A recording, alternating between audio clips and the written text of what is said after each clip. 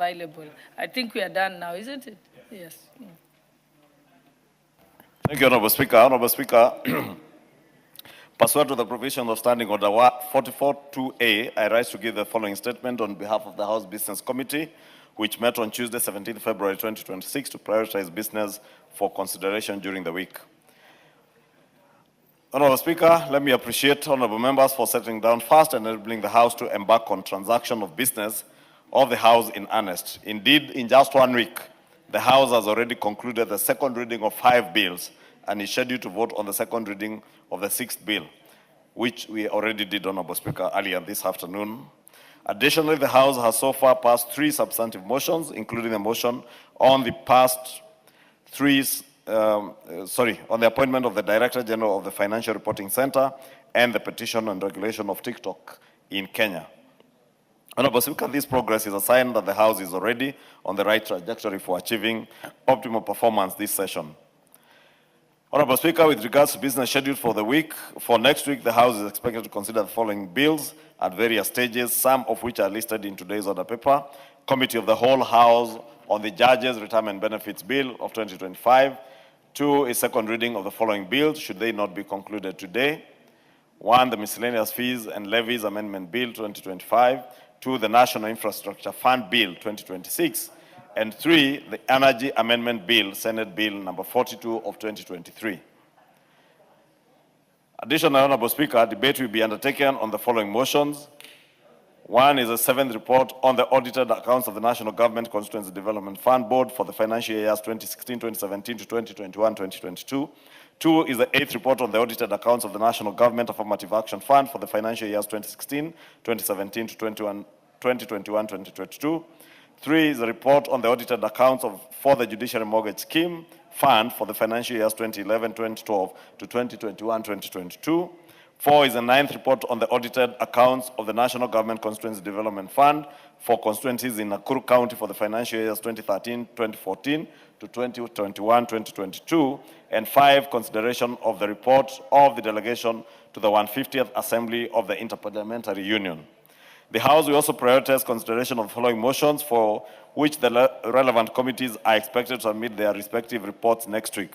1, consideration of a nominee for appointment as a permanent representative of UNEP, United Nations Environment Program. 2, consideration of a nominee for appointment as a chairperson of the Public Service Commission. 3, session of paper number 3 of 2025 on the partial divestiture in Safaricom PLC by the Government of Kenya. And 4, session of paper number 6 of 2024 on the National Aviation Policy. Further, Honorable Speaker, the House Business Committee noted that various bills that were referred to mediation committees are yet to be concluded. Instructively, Article 113 of the Constitution requires a mediation committee on a bill to undertake the mediation process within 30 days. I want to urge our members representing the National Assembly in the respective mediation committees to take note of the constitutional provisions and engage the Senate, our Senate counterparts with a view to prioritizing pending mediation processes on bills. Honorable Speaker, with respect to the appearance of Cabinet Secretaries to answer questions from members, I wish to restate that question time will be resumed at an appropriate time after concluding the budget process. However, as members may recall, yesterday the House adjourned its business to discuss a matter of urgent national importance regarding the drought situation in northern Kenya, following which I undertook to invite the relevant Cabinet Secretary to address the matter. In this exceptional regard, I wish to convey that in accordance with the provision of Standing Order 42A5 and 6, the Cabinet Secretary for Public Service, Human Capital Development and Special Programs will appear before the House on the afternoon of Wednesday, 25th February 2026 to respond to question number 002 of 2026 by the member for Wajir West, the Honorable Yusuf Farah, MP, regarding the current drought situation in Turkana, Marsabit, Mandera, Wajir, Garissa, Isiolo, and Samburu counties.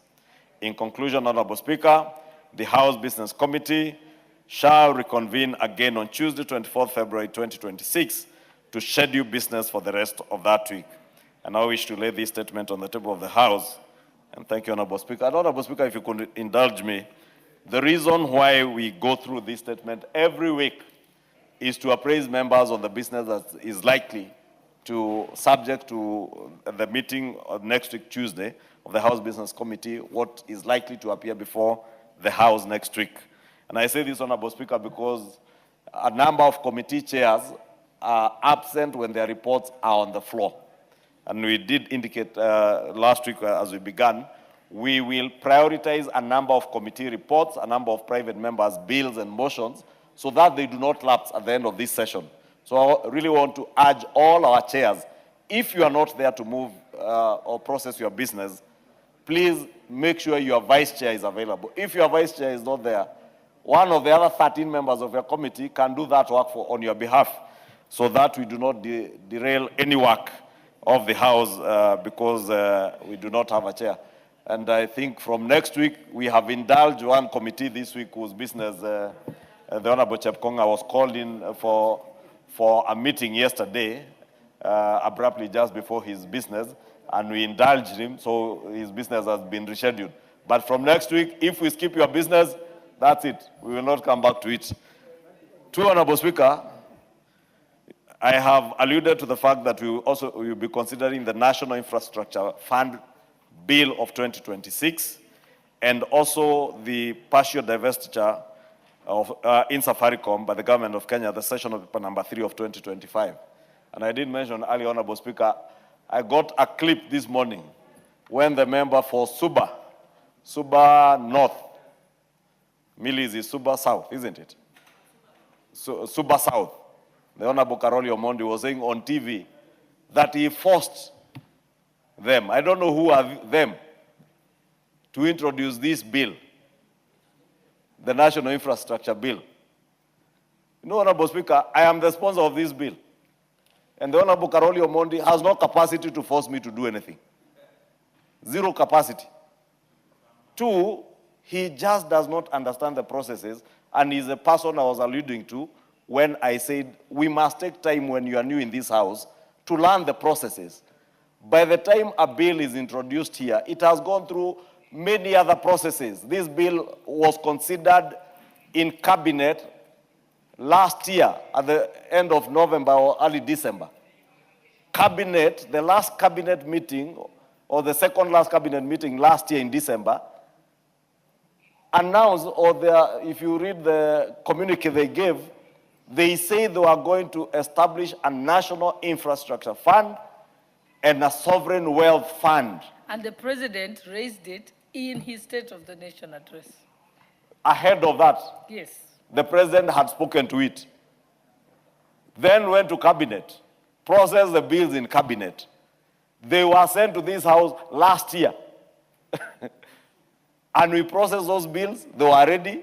I remember in December myself, while speaking to the media, NTV, because I am a respecter of House rules and procedures, and I never wanted to anticipate debate. Ibrahim Karanja of NTV asked me that particular question. Why are you not establishing a law? And I told him, Parliament is still sitting. And who tells you when Parliament resumes, there will be no law? Because I knew the bill was already in the House. That bill matured by the time we had we resumed. It was published and is already undergoing public participation. Therefore, for a first-time member to want to look intelligent or brave and say that I forced them to introduce a national infrastructure bill, you know, it's very embarrassing. And I said, I must take it up on, and I wish Honorable Karoli Omondi was here, because you shall not use this House to go and do cheap politics on national TV or on TikTok. If you are looking for bites to do on TikTok, please look for other things, but not, especially business that I am sponsoring. Honorable Mboko, because I take my work very seriously. Is a point of order? Yes. I have a lot of respect Is it a for point the of leader, and information I or know point of he's order? executing his work. Honorable Speaker, I want to ask the leader that, you know, the young members of parliament must also look for some easy, cheap credit outside there. And publicity for bonga points. And when one of them picks something from you and pretend it's his own, I want to ask you and beg you that you just treat them with a little bit of kindness because they must also survive. Thank you, Honorable Speaker. You know, So Honorable you have Speaker, concurred with the majority leader. you know, Honorable Speaker, I take Honorable Mboko's advice, but he speaks about a young member of parliament. This member is not young, and he doesn't look young at all. But he's a first-time member of parliament who should take time to learn the processes and procedures in the House. Because you can't say that you are forcing the House, or them, I don't know who are them, because the clip I got, he said them, that I forced them to introduce the National Infrastructure Bill. I only say that, Honorable Mboko, because I will allow Honorable Chepkonga to inform me, but just to respond to Honorable Mboko, I was saying I only raised it because it may look like it is Honorable Karoli Omondi that forced me to introduce this bill. If Karoli reads the Kenya Kwanza manifesto, on page 10 of that manifesto, it says we shall establish a national infrastructure fund. Karoli had not even read the Kenya Kwanza manifesto. So he cannot go to claim credit for what he has no idea of. He should just be patient, wait for the bill to come here. If he has anything substantive to say or input to give to improve the bill, improve. If he has nothing, please don't use this House, and that was the point I was raising, Honorable Speaker, when the substantive speaker was there. Don't use business in this House to go and do your cheap politics out there, please. And I said it yesterday, Honorable Speaker, let us be kind enough to ourselves, because it is the House we portray badly out there. When you go and say those things you are saying on TV because you want to look intelligent or sound intelligent. You may sound, but not look, or you may not be intelligent by sounding intelligent. Honorable Speaker, let me allow Chepkonga to inform me as I finish. Mr. Speaker, Madam Speaker, you know, I listened to Honorable Karoli Omondi. He's a good friend of mine. Unfortunately, as the majority leader has just said, he completely went off tangent. In fact, I just wanted to inform the majority leader that, in fact, one of the things that he claimed, that he financed the ODM to the tune of over 300 million shillings. Mr. Speaker, if you look at Honorable Karoli Omondi, does he look like 300 million shillings? Mr. Speaker, Madam Speaker, I have even invited him to come for a fundraising in my constituency, but he has refused a number of times. I was shocked to hear, and so I'm wondering why Honorable Milemba is sympathizing with a person who has a lot of money. He does not require. In fact, Madam Speaker, he said that he donated to ODM, and you know I was in ODM. He donated to ODM Ichungwa House. You know, Madam Speaker, for you to donate Ichungwa House, you require to be sympathized with. And in fact, Madam Speaker, I want to inform the majority leader that he said that he's no longer a member of ODM. He wants to form his party. So I don't know, he was speaking in what capacity, as against our good Senator, Eddie Okech, who spoke a lot of sense, Madam Speaker. I thank you. Okay, last point of order, Honorable Millie. Thank you, Madam Speaker. But I think the honorable member is misleading the House. Honorable Karoli didn't talk about 300 million. He said he supported ODM to the tune of 700 million. So when you are saying, you need to be saying correct things, Madam Speaker. Honorable Karoli, as you say, is called Dangote because he's very well managed. Madam Speaker, you know us as Subas. We are Subas, we are a minority. So even when a minority takes on the majority leader, just be kind to him. As we are minorities, and as minority, we are proud of our few minorities. So I would request you next time, especially because Karoli, as you rightfully say, he may not be young, but he's a first timer.